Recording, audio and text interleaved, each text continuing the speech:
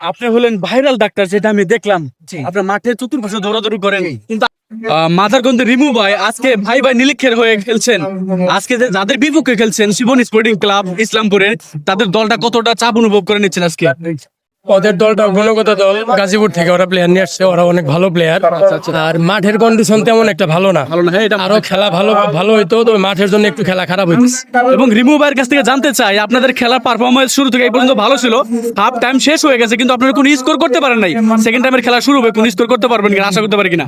আমি আশাবাদী, আমার দল ইনশাআল্লাহ জয় নিয়ে মাঠ থেকে ছাড়বে ইনশাআল্লাহ। ভাই ভাই নীলিক্ষের হয়ে খেলছেন, যে আপনাদের যে গোলকিপার রয়েছে, আপনাদের খেলাটা যদি শুধু টাইব্রেকারে চলে যায়, আপনাদের গোলকিপারের উপর এমন ভরসা আছে কিনা যে আপনারা জয়লাভ করতে পারেন শেষে যদি টাইব্রেকারে চলে যায় খেলা? রানা টাইব্রেকারের জন্য বিখ্যাত, এই এরিয়ার বিখ্যাত গোলকিপার। টাইব্রেকার আশা করি টাইব্রেকারে গেলে আমরা ইনশাআল্লাহ জিতবো, আর দুইটা সেভ থাকবে।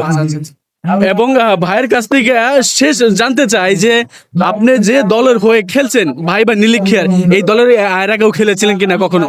না, এর আগে এই দলে খেলা হয় না, এই প্রথম খেলা। এবং আমরা ভাষ্যর কাছ থেকে শুনতে পেলাম যে এই মাঠে নাকি আপনার ভালো রেকর্ড রয়েছে, সেই ধারাবাহিকতা আজকে সেকেন্ড টাইমের খেলা যখন শুরু হবে আপনার কাছ থেকে কোন গোলের দেখা পাবো কিনা আমরা? হ্যাঁ, আশা করি একটা গোল হবে ইনশাআল্লাহ। রিমু ভাইকে অনেক অনেক ধন্যবাদ এবং ভালোবাসা। গোল করেছেন প্রথম গোলটি, আবার কিন্তু হতে পারে লম্বা করে মারতেছেন গাছনা বাতেরে। ও মাই গড, সুন্দর করে কিন্তু কভার করছেন শান্ত।